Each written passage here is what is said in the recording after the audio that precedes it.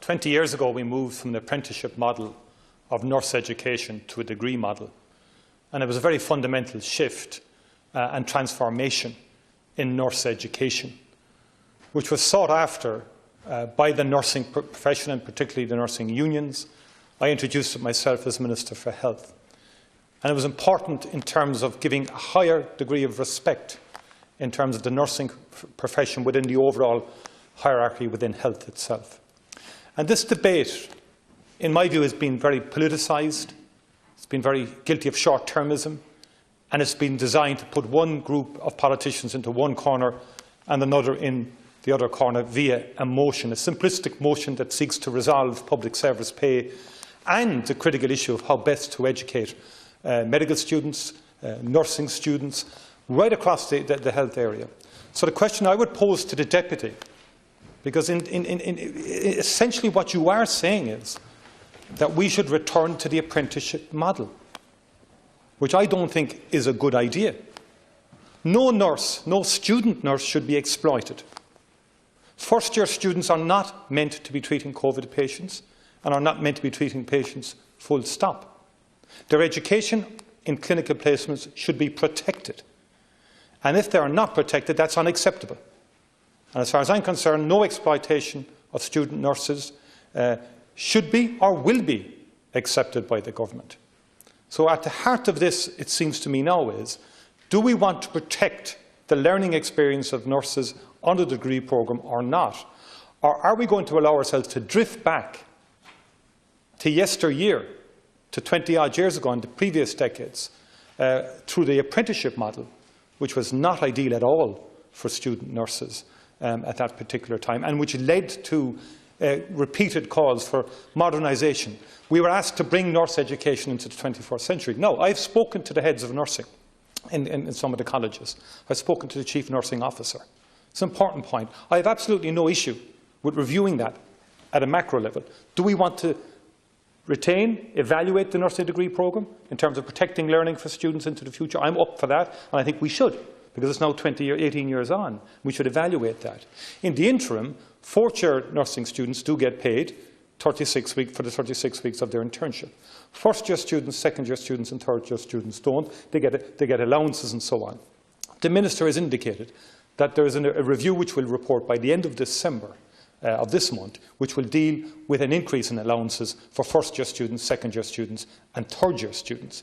The fourth-year student wage, which is up to 22,000 per annum, is also up for review in that review itself. So that's an immediate review with an independent independent chairperson who will verify it. Those negotiations have been ongoing with the INMO even prior to last week's vote. And prior to last week's vote, as you know, the government took a decision that the pandemic unemployment payment would be available to student nurses who couldn't work their part-time work that they would have been engaged in because of COVID-19 and because of the fear of cross-contamination and so on. So that pandemic unemployment payment is now there, and the Minister has secured that with Minister Donnelly and Minister Humphreys have agreed that. That was decided at last week's Cabinet meeting and is available to student nurses. But one nurse educator said to me, who's head of a particular college, this is very critical from our perspective. Everything we've fought for the last 20 years is now at risk if you're going to allow yourself to go back in to it's okay for nurse students to do every type of job in the hospital as they're meant to be learning.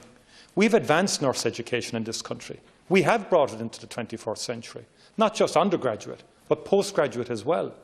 And that's important in terms of the professionalisation of women in the health service and the professionalisation of nursing, that no longer is it the second or poor relation to other professions within the health arena.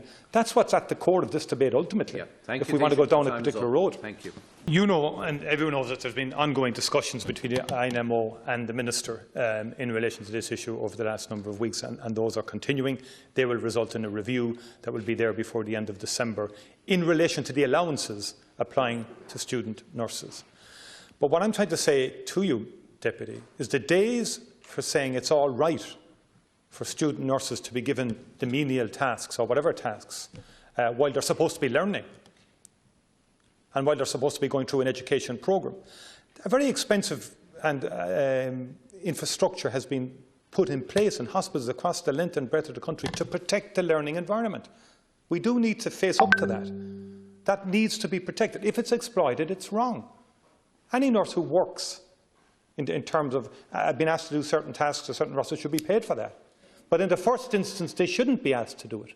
That is the point. Why do we have preceptors inside? Why do we have clinical nurse placement officers, CMN2's management positions created specifically to look after the degree programme in clinical placement itself?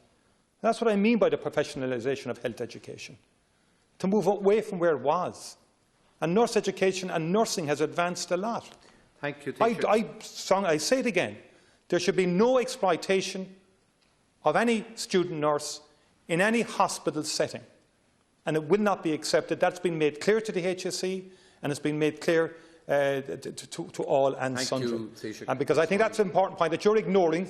You're playing politics, that's fine.